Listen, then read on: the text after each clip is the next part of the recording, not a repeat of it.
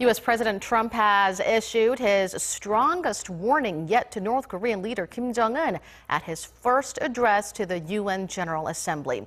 Calling him by the nickname Rocket Man on the global stage, Trump said North Korea's nuclear weapons and ballistic missiles are a threat to the entire world. The most alarming part was, though, when he said the U.S. would, quote, totally destroy North Korea if it had to. Hee-jun has our top story.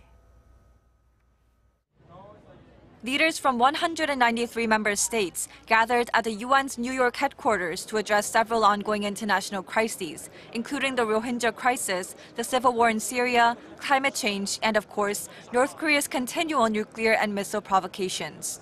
The highlight was, as expected, U.S. President Donald Trump's keynote speech at his first appearance at a General Assembly session since his inauguration in January. In a wide-ranging speech where he hit out at Iran and Venezuela, President Trump reserved his sternest words for the leadership in Pyongyang. He said that, if necessary, the U.S. would totally destroy North Korea to defend itself and its allies.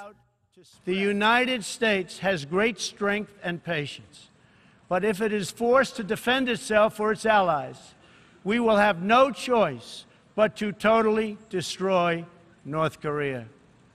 Rocket Man is on a suicide mission for himself and for his regime. The United States is ready, willing, and able, but hopefully this will not be necessary. He went on to emphasize the importance of UN member nations working together to isolate the Kim Jong-un regime.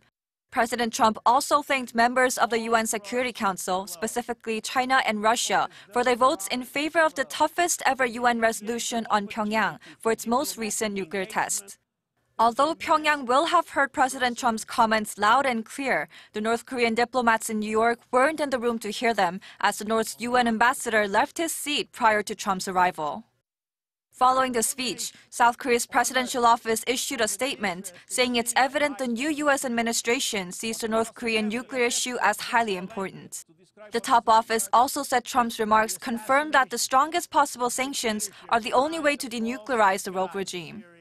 President Moon Jae-in, who will deliver his speech on Thursday, is expected to focus on North Korea and call for international cooperation to condemn and rein in Pyongyang's provocations. Hee-jun, Arirang News.